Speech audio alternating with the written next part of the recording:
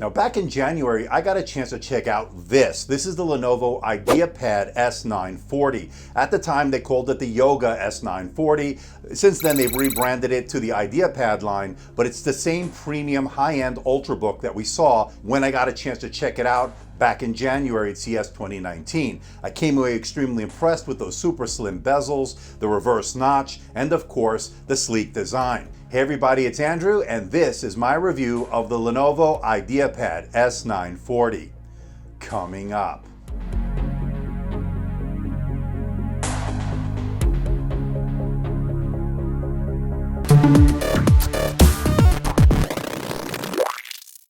Now, before we begin, in the interest of transparency and full disclosure, Lenovo sent this over for my unbiased opinion. I'm not being paid by Lenovo. I'm not being sponsored by Lenovo. All the opinions you're about to hear are my own, and no one is seeing this video before its release. And the review unit is on loan from Lenovo. Once this review is done, I will be sending it back to Lenovo.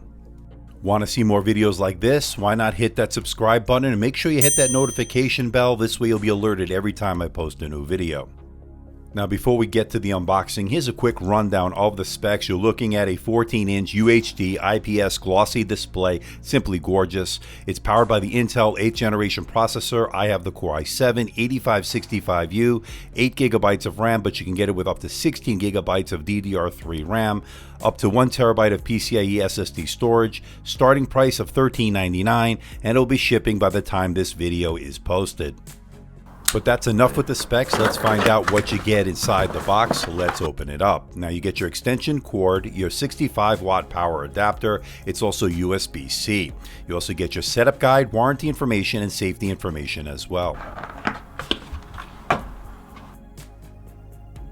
First impressions, really impressed with the build. Love that iron gray finish, and the thin and light chassis really makes it easy to carry around. I'm really impressed. And I love the contoured edges, giving it a really modern look and feel. That's good.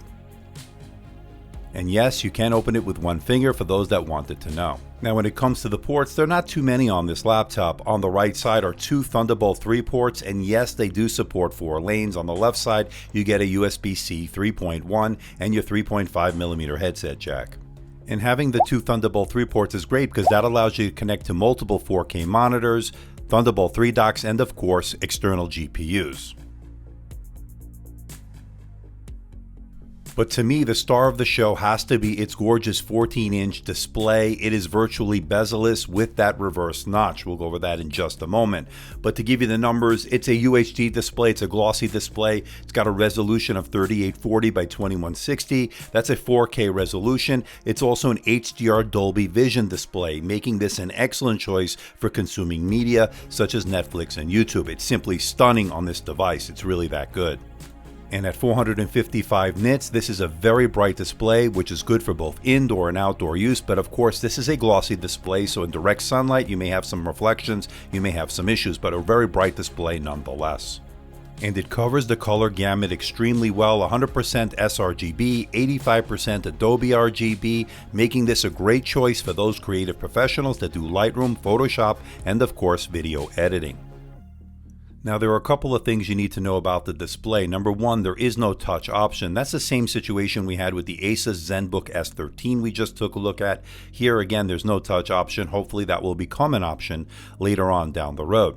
The other thing to note, this is a 16:9 aspect ratio, which is really good for watching movies, watching Netflix and YouTube. But if you want to do productivity work, I definitely prefer the 3:2 aspect ratio. Something like the Surface Book has that. Other laptops have that as well, such as the Huawei MateBook X Pro.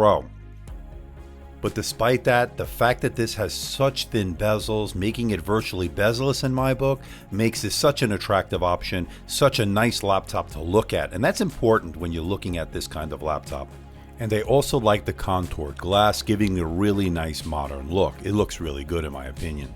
And they were able to get the bezel so thin because they used something called a reverse notch. That means they're putting all the camera hardware above the display, out of the way, and it's also functional because it acts as a latch, allowing you to open this up with one finger, as I showed you earlier. So speaking of the camera, this is the front-facing camera on the Lenovo IdeaPad S940. And of course, it has that reverse notch housing all of the camera hardware, as I mentioned. It's a 720p, 30 frames per second camera, and not the best I've ever seen. Certainly not the worst. I've seen worse than this, but not great. But if you need to use it for Skype, if you need to use it for video conferencing, it definitely will get the job done. Again, I've seen worse, but again, not great by any stretch. And it's also an infrared camera compatible with Windows Hello, allowing you to log in with face recognition, working pretty much every time I used it. Good job on that front, Lenovo. And it has auto screen lock, so when you get up from your desk away from your laptop, it automatically logs you out, giving you more security and protection as well.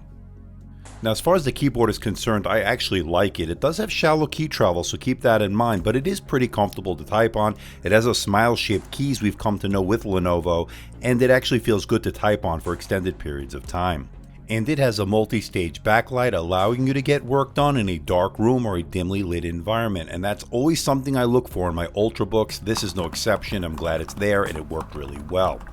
And when it comes to the touchpad, it actually worked well. It uses precision drivers, which were very responsive. Two-finger scrolling was buttery smooth. All your Windows 10 gestures work as advertised. Everything worked really great. Good job on that front, Lenovo. Now, when it comes to performance, the S940 really doesn't disappoint, although it didn't do quite as well in the single-core and multi-core score of the Geekbench 4 test than some of its competition. But having said that, doing productivity tasks such as Microsoft Office, doing word processing, anything like that, emails, everything worked really well. Great for those kinds of tasks. Now, if you want to do gaming on this, well, as you know, this is not a gaming laptop. It's a very thin and light chassis. There's no dedicated GPU option either. But having said that, you can play some of the older titles if you scale back some of the settings, as you see from the BioShock Infinite that we ran, as well as some of the other games. Now, if you want to play some of the more modern AAA titles, well, I'm sad to say this didn't do really well. The good news is, though, if you want to connect to an external GPU to give you more horsepower when it comes to graphics, you can. The Thunderbolt 3 ports on this do support 4 PCIe lanes, so you will get the maximum throughput when it comes to connecting to an external GPU. So that is always an option, of course, that will add to the cost of the laptop. Now, I was pleasantly surprised with the battery life, considering this has a very high resolution HDR display. It's a 4K display, and it did a very respectable 7 hours and 6 minutes, which really surprised me because you don't normally see that with such a high resolution display, which needs a lot more power to drive those pixels. So it did very good in that regard. But if you do find yourself needing to plug in, they do supply you with a 65 watt power adapter, and that allows you to charge in just under 2 hours, which is actually pretty good. Now, I love the fact that Lenovo makes it very easy to get inside this laptop. I wish other manufacturers would make it this easy. Just unscrew the screws and lift the latch and you're in. The bottom lid comes off pretty easily. Now, once inside, you'll notice the 2 fans. That'll help certainly with the cooling and the thermals. Although under heavy load, you will notice by the keyboard area getting a little bit above my liking in terms of thermals, so keep that in mind. Now, you will notice the fans do kick in under heavy load, but not overly loud, not too distracting, and that's good on that front. Now, the RAM is soldered on. Now, my review unit has 8 gigabytes of DDR3 RAM, but you can get it with up to 16 gigabytes of RAM at the time of checkout.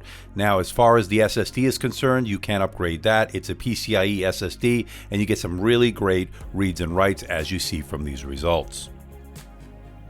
Now, surprisingly, it does have quad speakers. They're Dolby Atmos. There are 2 on the top and there are 2 on the bottom, and they sound really good considering this is such a thin and light laptop. That really surprised me on how good these sound. It does get pretty loud, the mids are decent, and there is a hint of bass. So to wrap it all up, can I recommend the all-new Lenovo IdeaPad S940? And the answer is absolutely. This has a gorgeous 4K HDR Dolby Vision display. It is simply stunning. I love the fact that it has such a thin and light design with that reverse notch, giving you those super slim bezels that I absolutely love. And I also love the fact that it has these really good quad speakers. They're Dolby Atmos and they sound really good, filling up the room. That's always great. Now, the downsides here, of course, are the fact that it will run a bit warm under heavy load. There's no dedicated GPU option like some other manufacturers will give you, such as the MX250. That would have been nice, of course. And of course, it gets very expensive. But having said that, this is a winner in my book. It really checks all the boxes you'd want in an Ultrabook. I'm going to give it a score of 88%, making the Lenovo IdeaPad S940 worth your money.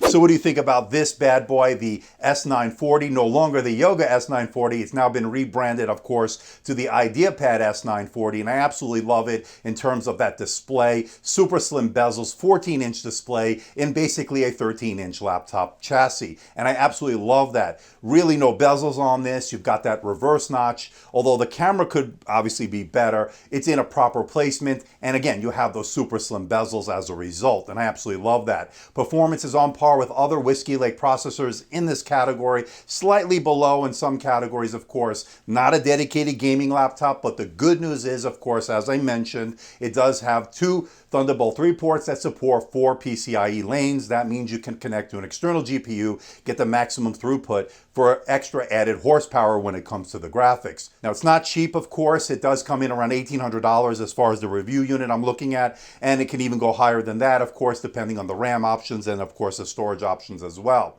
But as far as being an ultra premium, ultra portable laptop, this certainly checks all the boxes you'd want. I can't really find too many faults. Obviously, it is expensive, but again, you're paying for the quality and you're certainly getting it here. Now, as far as battery life is concerned, it's actually pretty decent, over 7 hours. And considering that high resolution 4K HDR display, I'm actually impressed with that. That's actually pretty good. And it charges pretty fast, under 2 hours, full charge. That's thanks to that 65-watt power adapter they include in the box. Now, a couple of things to note. There is no touch option on this. The same situation we had with the Asus ZenBook S13 we took a look at recently, also with the super slim bezels, also with the reverse notch. That didn't have a touchscreen option either. Maybe they can upgrade this with a touch option down the road. That certainly would be nice, but not a deal breaker in my book, because you're getting that super high-end display anyway, HDR, everything you'd want, deep blacks, very vibrant colors, of course. Again, I want to know what you think. Let me know in the comments section below. So please hit the like button, please subscribe, please share this video. Don't forget to leave a comment in that comment section below. Let me know how I'm doing. Let me know if there's a device or something out there you think I should review. I'll do my best to try to make that happen. Don't forget to check me out on Facebook, on Twitter, Instagram, and of course my website, AMDtechreviews.com. So until next time, this is Andrew from AMD Tech. See ya.